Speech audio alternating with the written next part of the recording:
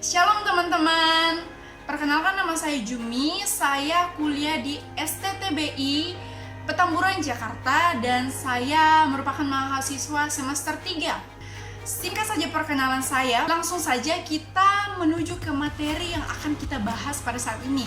Sesuai dengan judul yang sudah teman-teman lihat, pada saat ini kita akan membahas topik yang sangat menarik, yaitu mengenai hermeneutik.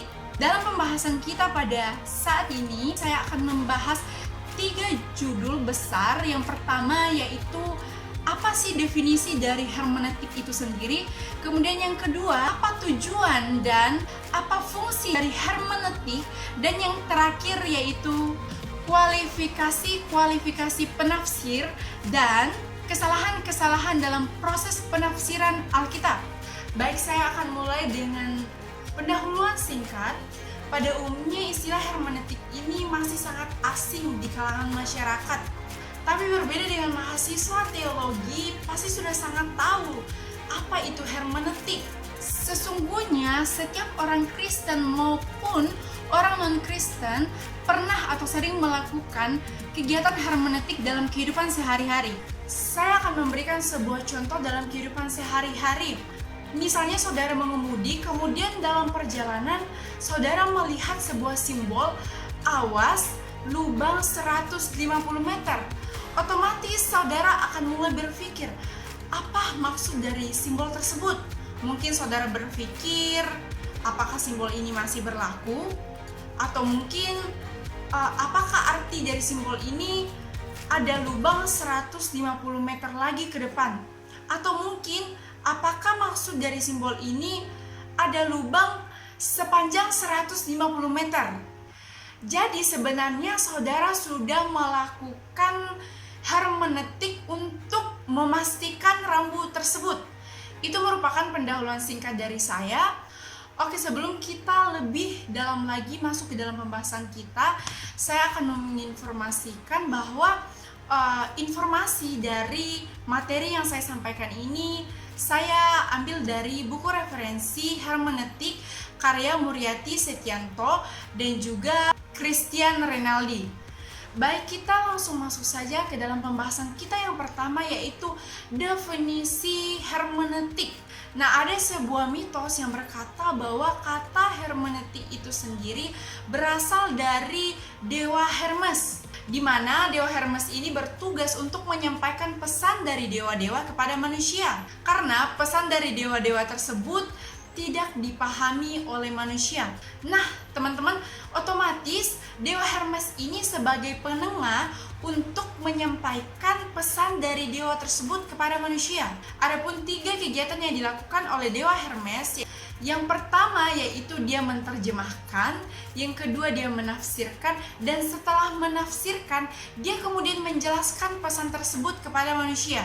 Nah, kalau kita lihat dari kata kerja bahasa Yunani, istilah hermeneutik ini adalah hermeneuo, yang berarti mengekspresikan, menjelaskan, menerjemahkan, dan menafsirkan.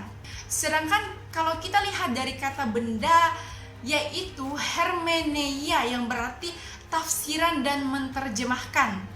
Jadi teman-teman, berdasarkan definisi-definisi yang sudah kita dengarkan tadi, maka hermeneutik dapat dikatakan berkaitan dengan penafsiran suatu pesan atau perintah. Saya coba memberikan sebuah contoh lagi, yaitu ada anak kecil, kita beri saja nama si Tono.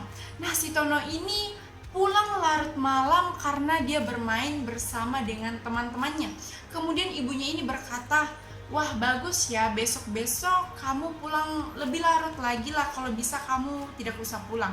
Nah, si Tono ini pasti akan berpikir, apakah maksud dari ibu saya ini yaitu saya dibolehkan untuk pulang lebih lama lagi dan bisa menginap di rumah teman saya, atau mungkin ini sebuah teguran untuk saya agar tidak pulang larut malam lagi.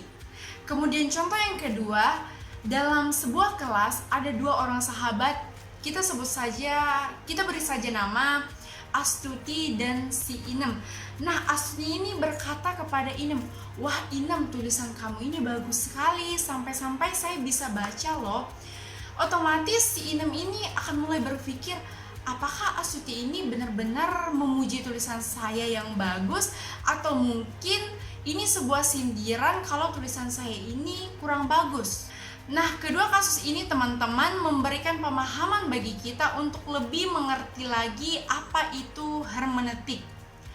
Nah, kalau kita sudah tahu apa istilah hermeneutik secara umum, maka sekarang saya mau menjelaskan secara khusus lagi, yaitu hermeneutik biblika.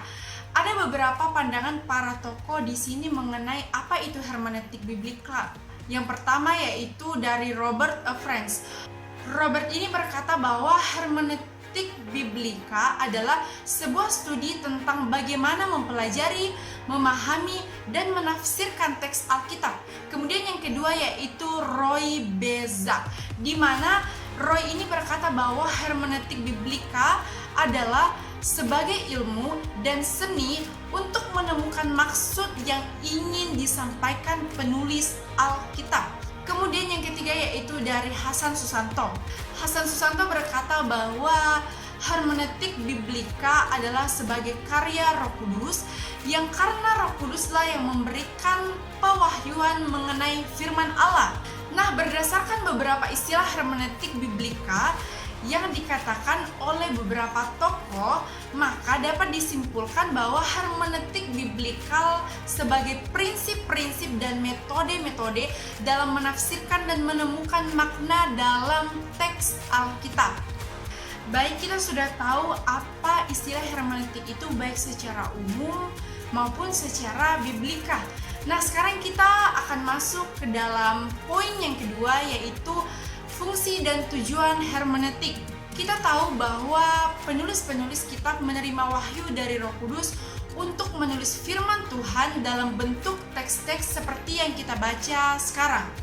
Nah, Alkitab mengkomunikasikan ide dari penulis sehingga pembacanya memahami ide tersebut dari penulis kitab. Akan tetapi ada yang menjadi sebuah masalah, yaitu ketidakmampuan pembaca masa kini untuk memahami apa ide yang disampaikan oleh penulis kitab dalam Alkitab tersebut.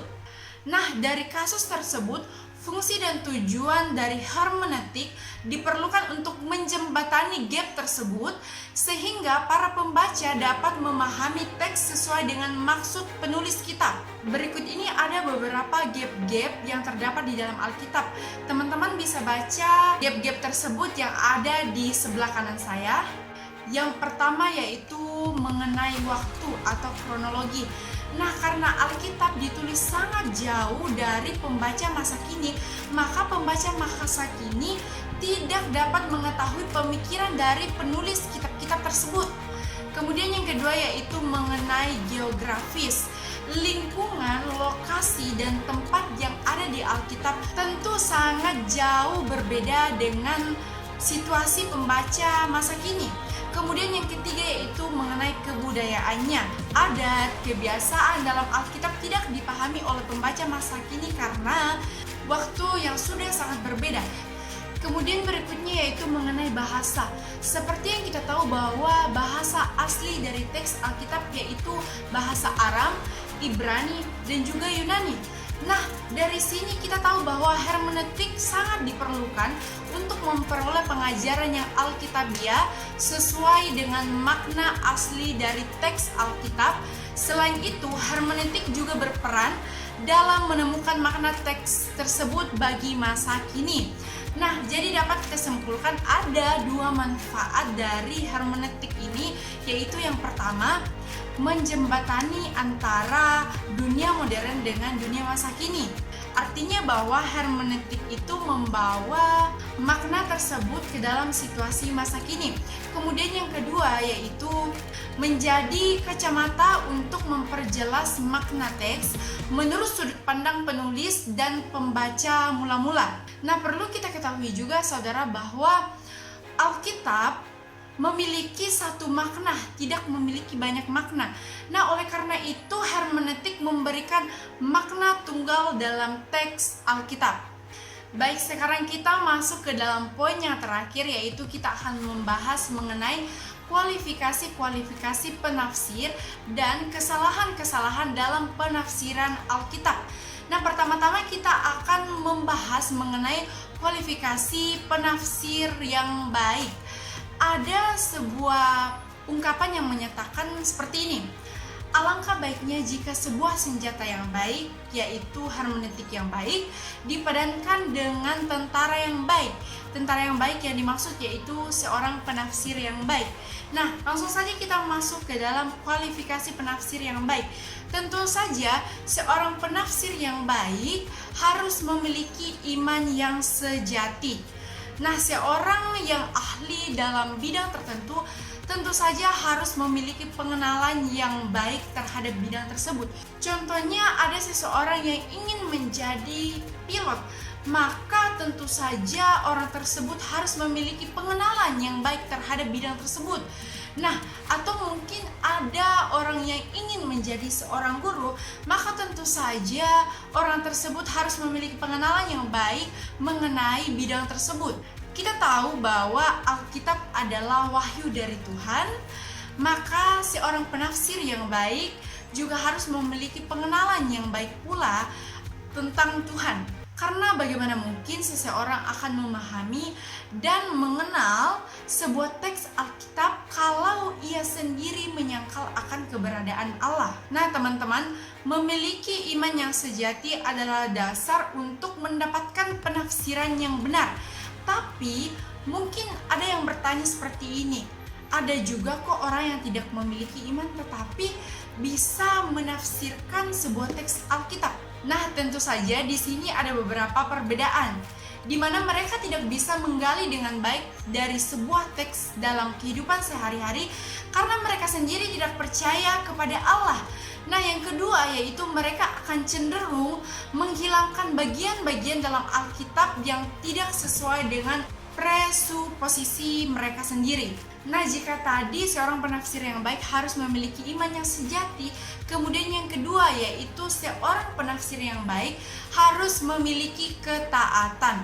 Nah, ketaatan yang dimaksud di sini yaitu untuk menempatkan diri kita di bawah otoritas Allah dan menyerahkan kehendak sendiri untuk mendengarkan teks sesuai dengan maksud dari penulis kitab. Nah, dari ketaatan tersebut mendorong para penafsir Alkitab untuk menafsirkan teks Alkitab dengan benar. Kemudian yang ketiga yaitu penafsir yang baik harus memiliki iluminasi dari Roh Kudus. Nah, artinya bahwa Roh Kudus memampukan pembaca untuk memahami dengan baik pesan Alkitab. Kemudian yang berikutnya yaitu penafsir yang baik harus memiliki keanggotaan dalam suatu gereja. Ada beberapa alasan kenapa seorang penafsir harus menjadi anggota dalam suatu gereja. Yang pertama yaitu membuat penafsir akan tertantang menghasilkan tafsiran yang berguna untuk kehidupan rohani orang lain.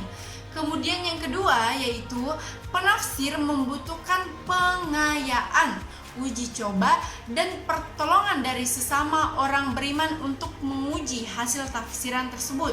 Kemudian yang terakhir yaitu seorang penafsir yang baik harus memiliki penguasaan yang baik dalam metode-metode hermeneutik. Penafsir harus mampu menjawab kebutuhan-kebutuhan dari gereja masa kini dari makna suatu teks yang digali. Nah, kita sudah tahu mengenai kualifikasi penafsir yang baik. Sekarang kita akan membahas mengenai kesalahan-kesalahan dalam penafsiran Alkitab. Tentu saja teman-teman, seorang penafsiran tak jarang mengalami yang namanya kesalahan dalam menafsirkan sebuah teks Alkitab. Bahkan penafsir yang baik pun dapat melakukan kesalahan tersebut. Oleh sebab itu, kita harus tahu kesalahan-kesalahan dalam penafsiran Alkitab ini, sehingga penafsir dan pembaca tidak lagi melakukan kesalahan-kesalahan yang sama. Oke, lanjut saja. Kesalahan yang pertama yaitu tidak percaya Alkitab sebagai firman Tuhan. Kemudian yang kedua, memberi terlalu banyak makna atau perhatian kepada suatu kata. Kemudian yang ketiga yaitu melalaikan prinsip penafsiran umum.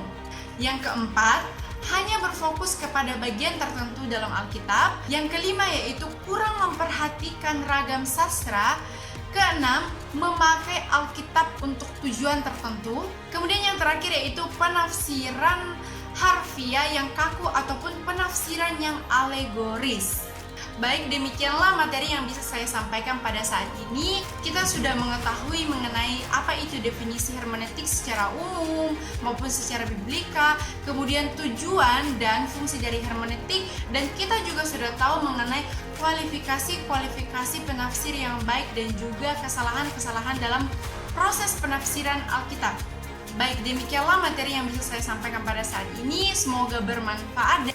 Tetap jaga kesehatan dan mengikuti protokol yang ada.